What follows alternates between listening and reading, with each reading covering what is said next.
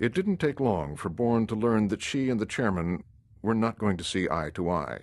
He said something to the effect of, well, Brooksley, we're never going to agree on fraud.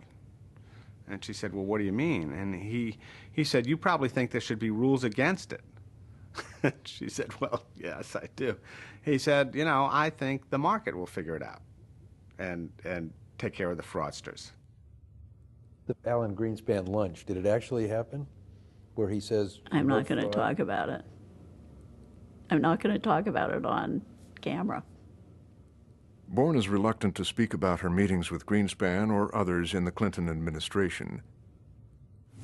Greenspan refused to speak to Frontline at all, but Bourne's advisors did. Greenspan didn't believe that fraud was something that needed to be enforced, and he assumed she probably did. And of course she did. I've never met a financial regulator who didn't feel that fraud was part of their mission. And this is an absolute stunner for the new head of this tiny agency, who is charged with making sure people don't commit fraud. Well, I think she was taken aback about how far he would go towards deregulation, that even the notion that we should police fraudulent activity, he didn't think was something that was a given. That was her introduction to Alan Greenspan. I was Assistant Secretary of Housing, so I was the lead regulator for the housing area. And, it's very interesting, Max, because I left Washington in 1998, and I kept saying to people, look, they're engineering a housing bubble. This is going to destroy the country. It's going to bankrupt the country. We're talking about a model which is not just fraud. It is the model. It's the plan. It's the governance model. It's the way things are. So there's the official reality that has law, as you and I were brought up to believe it. And then we have a system which believes it's above the law. I mean, I literally had the Secretary of HUD once say to me, look, I don't have to pay attention to the law. I don't have to obey the law. I report to a higher moral authority. So we have the planet run under a model that's operating under a different set of rules and laws that we believe the law to be. The clash with Greenspan didn't intimidate Bourne.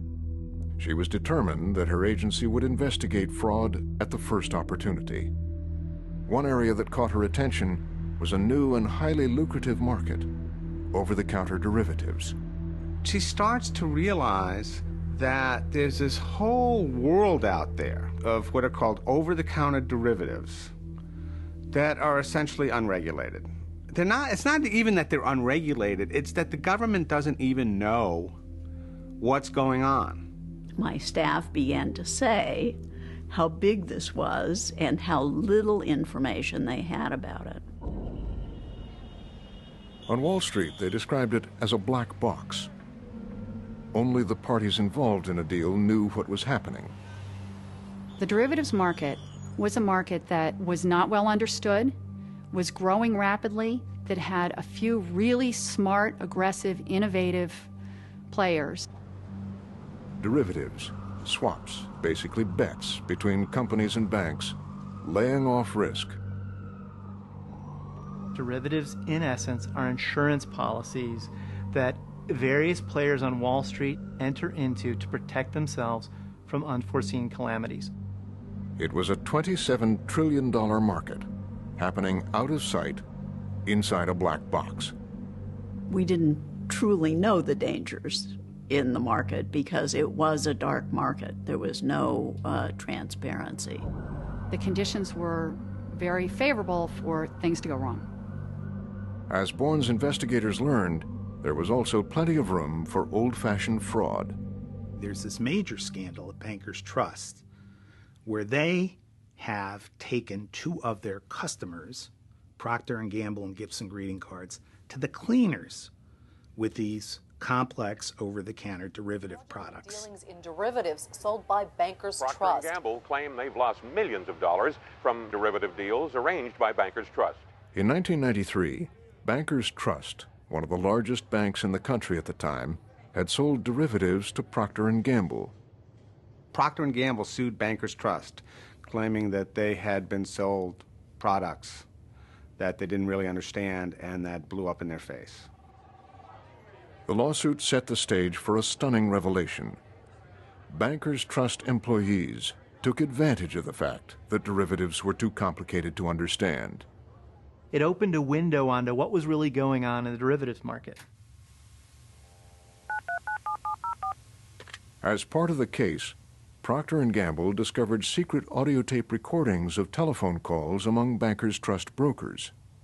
There was one employee who described the business as a wet dream. A Bankers Trust employee said, "We set him up."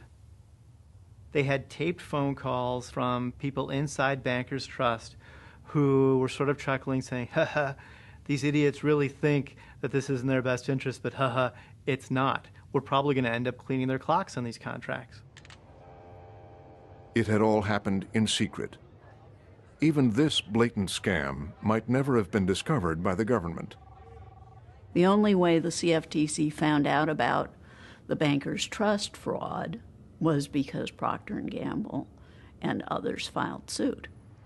Looking inside Wall Street's black box was impossible for Bourne, or indeed any other government regulator. They're unregulated. The contracts aren't traded on exchanges. They're entered into between private parties. There was no record-keeping requirement imposed on participants in the market. There was no reporting. We had no information. There's no way, really, for the government or anyone else to know how many of these are out there, know how big a market it is, and know who owns them and who owes who money, because it's just a bunch of contracts in file cabinets in the lawyers' offices of banks and hedge funds all over the world. And that's what frightened Bourne more than anything. Trillions of dollars and the biggest banks in the country operating in secret. If something went terribly wrong, the high-stakes derivatives market could take down the entire financial system. And that's what everybody's worried about. You have one big institution that fails. It can't pay its obligations. It forces somebody else into a dangerous territory who can't pay their obligations. And pretty soon it's a falling domino effect through the economy. As the market grew and morphed, Bourne felt her agency would have to get involved. But that would mean confronting Greenspan, Rubin, and Summers. She used to say she would lay awake at night, turning in her bed, because she could see, coming down the road, the crises kept building and building.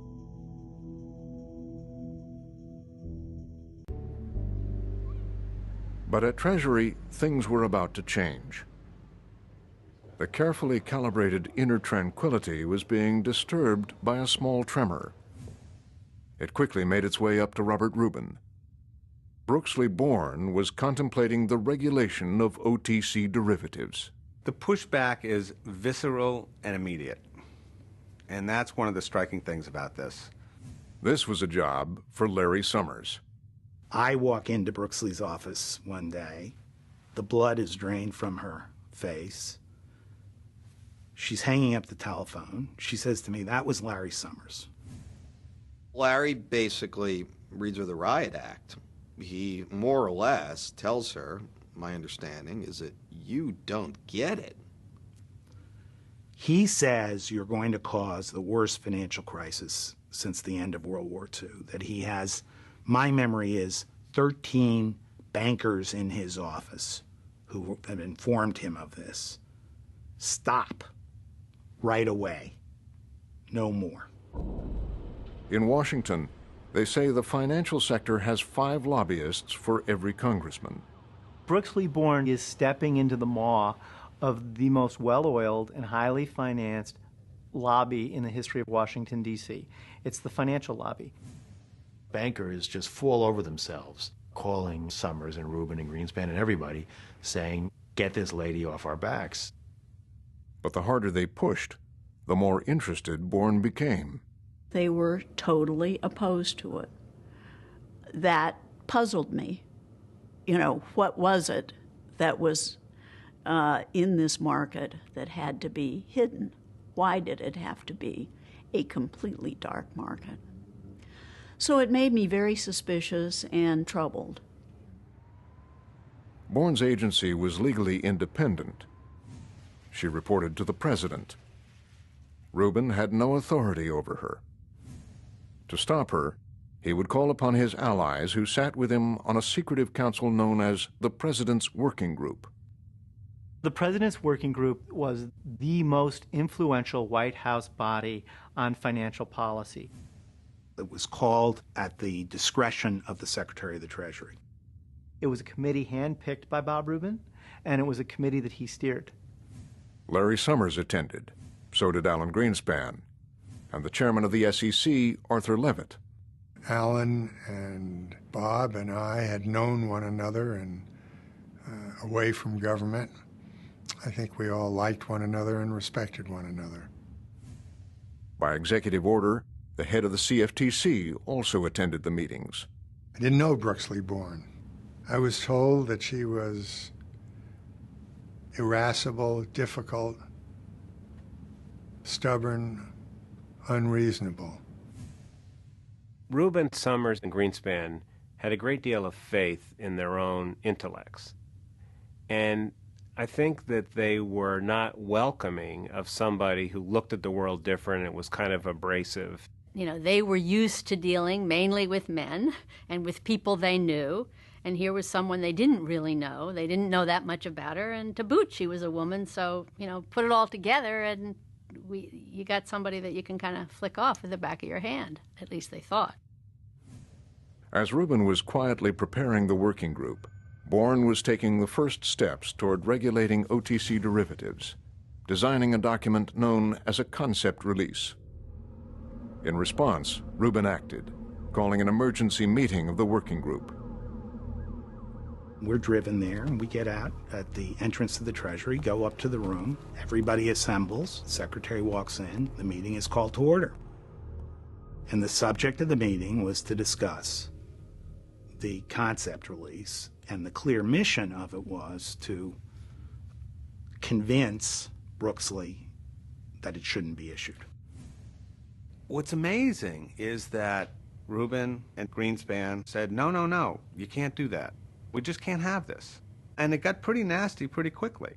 Those on the other side were saying, look, this deregulated market is part of what's brought us the boom times. And so we don't want to change that. You know, the market will take care of everything.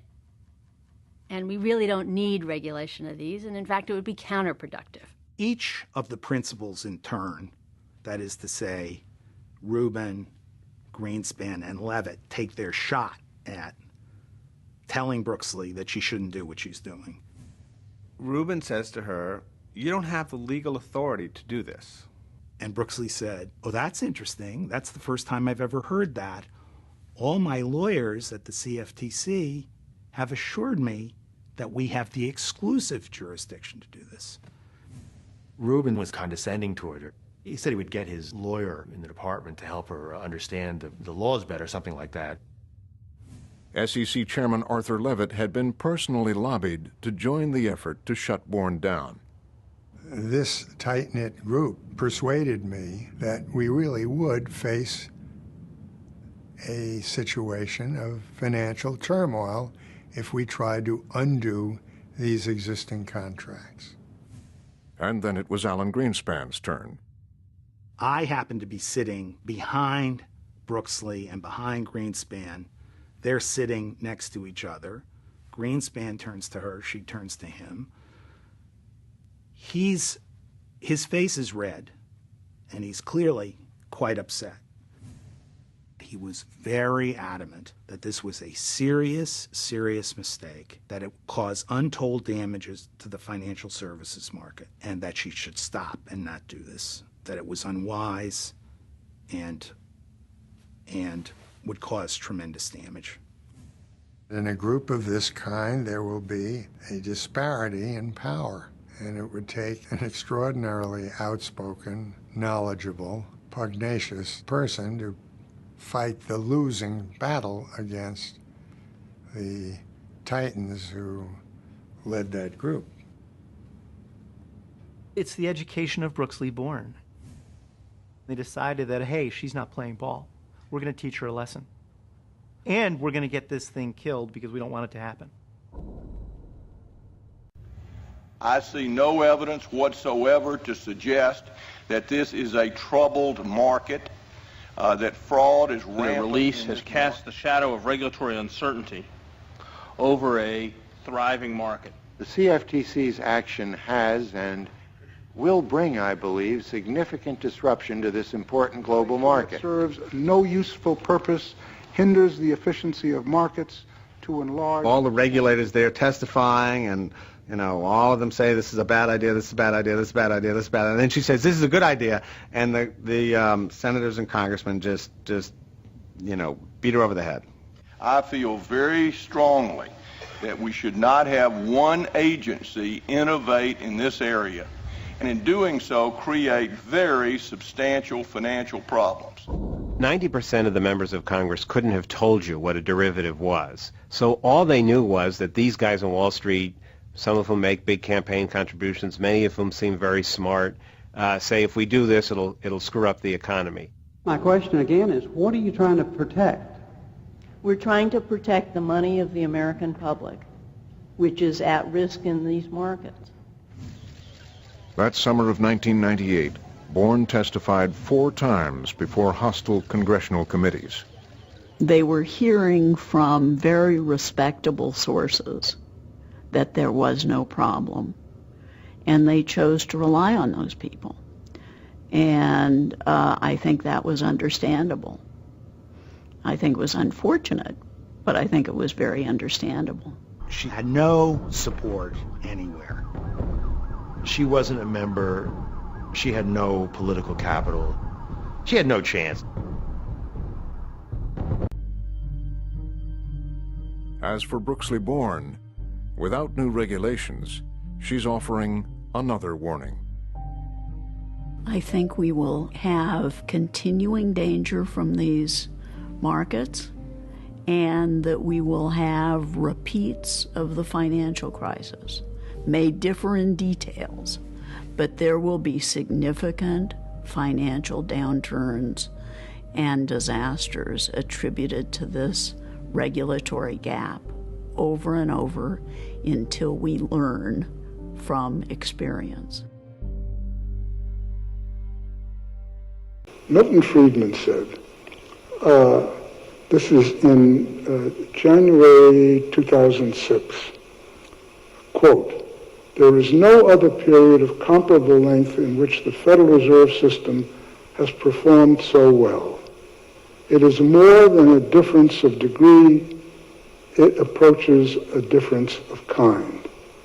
Now, being that Milton Friedman was the most severe critic of the Federal Reserve up to that point, I do think that sometimes his viewpoints ought to be considered in this particular case. Chairman Greenspan reminded me of something. I think I'll be provocative because Alan Meltzer wrote an editorial recently, an op-ed, saying that Milton Friedman wouldn't approve of Federal Reserve's behavior. I grasped the mantle of Milton Friedman. I think we are doing everything Milton Friedman would have us do. Besides the stability of the period that Chairman Greenspan just referred to, I think what Milton Friedman would say is that the Federal Reserve is responsible for the stability of nominal aggregates, including prices. And that means that, in particular with respect to inflation, that you don't want inflation to be too high, but you also don't want it to be too low. And as someone mentioned earlier, based on what we knew, given the data in 2003, the downside risk was greater than the upside risk, and we adjusted appropriately. And we did so in a way that did not lead to long-term inflation, and achieved quite a bit of stability of the monetary aggregates and of inflation. Likewise, in the more recent period, our objective has been, among other things, to try to keep inflation neither too high nor too low. If you look at what's happened to key nominal aggregates like nominal GDP growth or broad money aggregates, they're all saying that we need to do more because nominal GDP has been growing very, very slowly for the last 2-3 years. Broad money aggregates have been growing very, very slowly. So even from a strictly monetarist perspective, we need to do more. So I just disagree. We have the issue in the long term for the central bank, of course, is inflation. There are many other issues that the fiscal authorities and so on have to deal with. But as I said at the very beginning, we are committed to both parts of our mandate. We are confident we have the tools to manage our balance sheet in a way that will allow us to achieve price stability in the longer term.